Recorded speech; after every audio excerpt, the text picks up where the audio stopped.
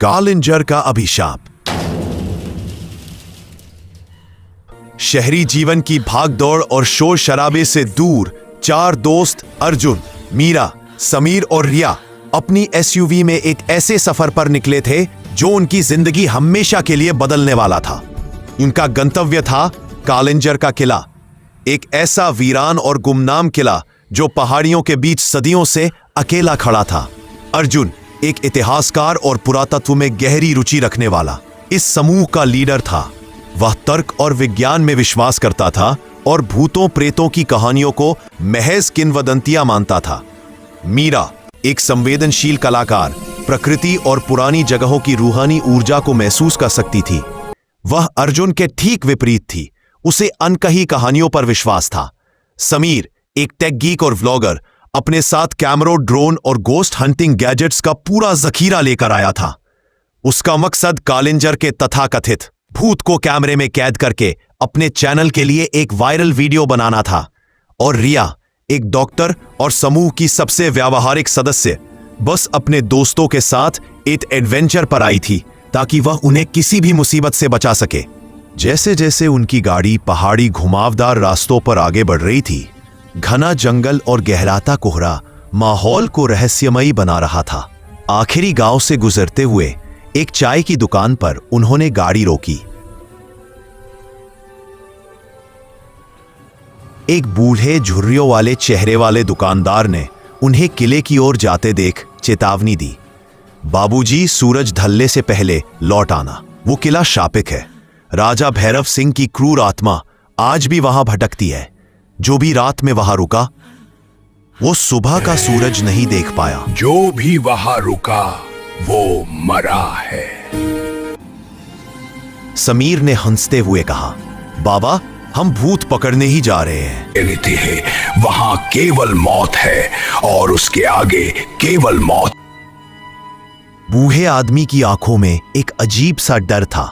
बेटा, कुछ चीजें पकड़ने के लिए नहीं होती। राजा भैरव सिंह एक जालिम शासक था।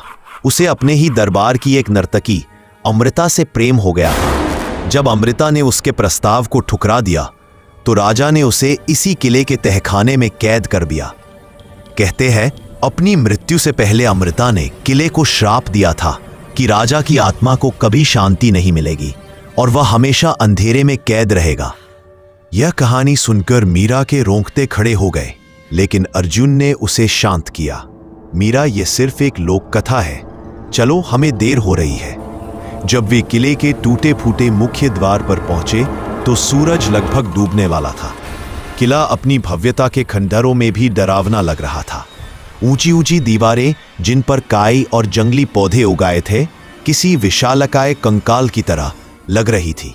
हवा में एक अजीब सी खामोशी थी जिसे केवल पत्तों की सरसराहट और दूर किसी जानवर की आवाज ही तोड़ रही थी।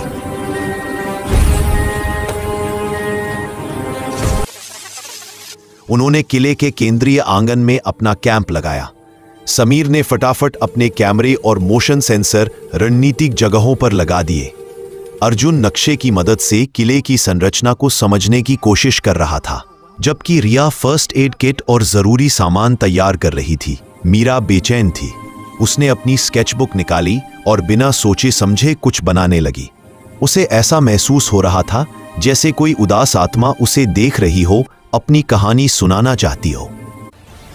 जैसे ही अंधेरे ने किले को अपनी आगोश में लिया, तापमान अचानक गिर गया। हवा की सरसराहट अब फुसफुसाहट जैसी लग रही थी। दोस्तों, पहला सिग्नल, समीर उत्साहित होकर चिल्लाया।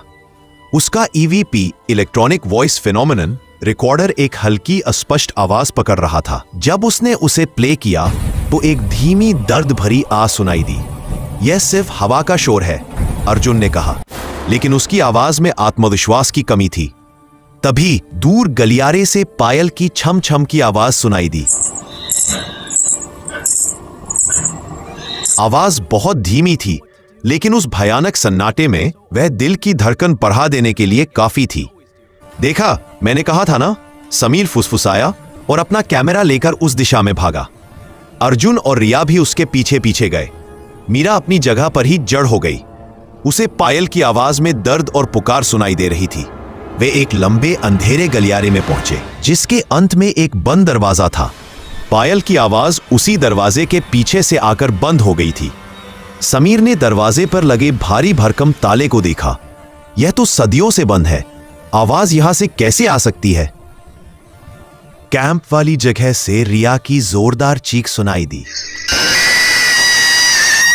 वे भागकर वापस आंगन में पहुंचे। रिया का चेहरा सफेद पड़ गया था और वह कांप रही थी। उसने एक अंधेरे कोने की ओर इशारा किया। वहां कोई था, एक लंबा काला साया, उसकी आंखें लाल थी। अर्जुन ने टॉर्च उस दिशा में घुमाई, लेकिन वहां कुछ भी नहीं था। समीर का एक कैमरा उस तरफ लगा हुआ था। उसने फुर्ती से फुटेज चेक की। उसने अपनी स्केचबुक दिखाई। उसने अनजाने में एक औरत का चेहरा बनाया था जिसकी आंखों में आंसू थे और उसके नीचे एक पायल का चित्र था। अचानक किले का विशाल मुख्य द्वार एक जोरदार धड़ाम की आवाज के साथ बंद हो गया। वे अब पूरी तरह से कैद हो चुके थे। अब हम क्या करेंगे? रिया ने घबराकर पूछा।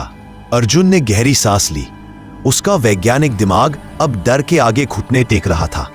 हमें एक साथ रहना होगा और इस पहेली को सुलझाना होगा। मीरा ने पायल की आवाज की दिशा को याद करते हुए कहा, वह पायल, वह अमृता की आत्मा है। वह हमसे मदद मांग रही है। शायद वही हमें रास्ता दिखाएगी। पायल की आवाज फिर से सुनाई दी, इस बार ज्यादा स्पष्ट। वह उन्हें एक और गलियारे की ओर बुला रही थी। उनके पास उस आवाज का पीछा करने के अलावा कोई चारा नहीं था। वे संभल संभल कर आगे बढ़ रहे थे। हर कोने से अजीबोगरीब आवाजें आ रही थी, कभी किसी के रोने की, कभी जंजीरों के घिसटने की। दीवारों पर चलती उनकी टॉर्च की रोशनी में परछाइयां नाचती हुई लग रही थीं। एक बार समीर को लगा कि किसी ठंडे अदृश्य हाथ ने उसका कंधा छुआ। वह चीखते चीखते बचा। पायल की आवाज उन्हें एक छोटे दंग कमरे के सामने ले आई। यह शायद वही कमरा था जहां अमृता को कैद किया गया था। अंदर एक टूटी हुई चारपाई और दीवारों पर खरोंच के निशान थे। एक दीवार पर मीरा को वही प्रतीक दिखा जो उसने अपनी स्केचबुक में बनाया था। अर्जुन ने दीवार को ध्यान से देखा। वह एक छिपा हुआ तंत्र था। उसने एक पत्थर को दबाया और दीवार का एक छोटा सा हिस्सा अंदर की ओर खिसक गया। अंदर एक छोटा सा संदूक था। कांपते हाथों से उन्होंने संदूक खोला। उसमें एक पुरानी काली पड़ चुकी चांदी की पायल और एक भोजपत्र पर लिखा हुआ संदेश था। मीरा ने कांपती हुई आवाज में संदेश पढ़ा, मेरी आत्मा इस किले में तब तक भटकती रहेगी जब तक, लेकिन उसे सिर्फ देवी मां का आशीर्वाद ही शांत कर सकता है। मेरी यह पायल, इसे किले के गुप्त मंदिर में देवी की मूर्ति के चरणों में रख देना। इससे मेरी आत्मा को शांति मिलेगी और राजा की बुरी शक्ति कमजोर पड़ जाएगी। अब उनके पास एक मकसद था। उन्हें गुप्त मंदिर खोजना था। जैसे ही उन्होंने पायल को उठाया, राजा भैरव सिंह का क्रोध चरम पर पहुंच गया। पूरा किला कांपने लगा। एक भयानक दहाड़ जैसी आवाज गूंजी और गलियारों में तेज ठंडी हवा चलने लगी। उनके टॉर्च टिमटिमाने लगे। हमें जल्दी करना होगा, अर्जुन चिल्लाया। लेकिन मंदिर कहां था? नक्शे में ऐसा कोई मंदिर नहीं था। शायद अमृता हमें रास्ता दिखाएगी। मीरा ने पायल को हाथ में कसकर पकड़ते हुए कहा। वे वापस दरबार हॉल की ओर भागे जहां राजा का सिंहासन रखा था। हॉल अब पहले से ज्यादा डरावना लग रहा था। सिंहासन पर एक विशाल काला साया बैठा हुआ था, जिसकी दो लाल आंखें अंधेरे में अंगारों की तरह चमक रही थीं। उस साये को देखकर चारों की सांसें अटक गई। वह साया धीरे धीरे खड़ा हुआ। उसका आकार सामान्य इंसान से कहीं ज्यादा बड़ा था। वह हवा में तैरता हुआ उनकी ओर बढ़ने लगा। भागो, अर्जुन चिल्लाया। वे अलग अलग दिशाओं में भागे। राजा का साया समीर के पीछे पड़ गया। समीर अपनी जान बचाने के लिए बेतहाशा दौड़ रहा था। वह एक गलियारे में मुड़ा, लेकिन वह रास्ता बंद था। उसने पीछे मुड़कर देखा, साया उसके ठीक सामने था। समीर की आंखें डर से फटी रह गईं। तभी पायल की एक तेज छनछनाहट हुई और साया एक पल के लिए ठिठक गया। अर्जुन और रिया ने समीर को खींचकर दूसरी तरफ भगाया। मीरा आंखें बंद करके ध्यान लगाने की कोशिश कर रही थी। दरबार हॉल, सिंहासन के पीछे वह फुसफुसाई। अर्जुन समझ गया। वे वापस दरबार हॉल की ओर भागे। राजा का साया गुस्से में दहाड़ता हुआ उनके पीछे था। हॉल में पहुंचकर अर्जुन और समीर ने मिलकर सिंहासन को धक्का दिया।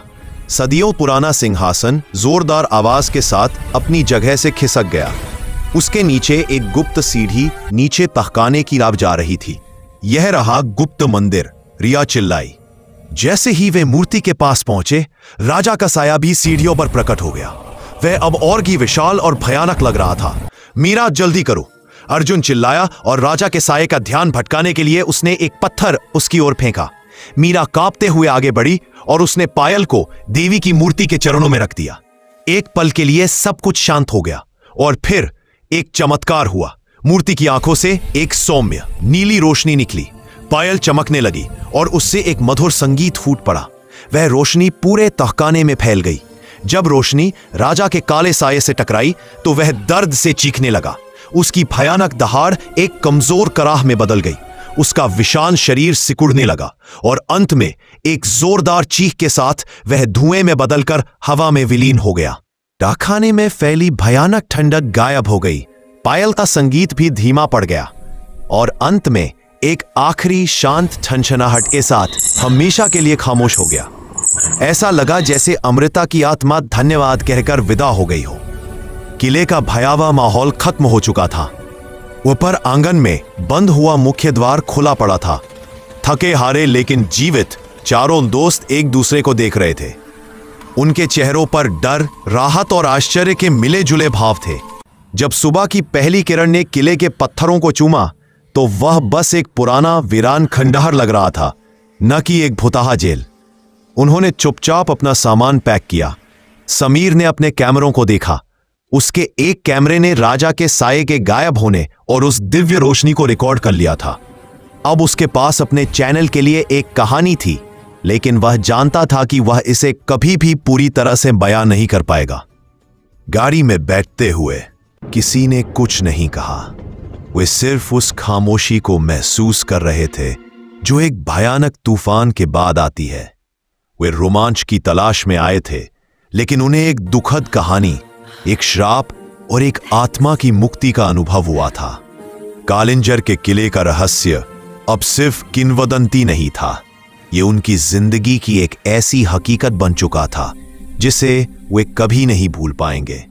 उन्होंने न केवल एक रात किले में बिताई थी, बल्कि एक अभिशाप को भी समाप्त किया था, और इस सच के गवाह सिर्फ वे चार ही थे।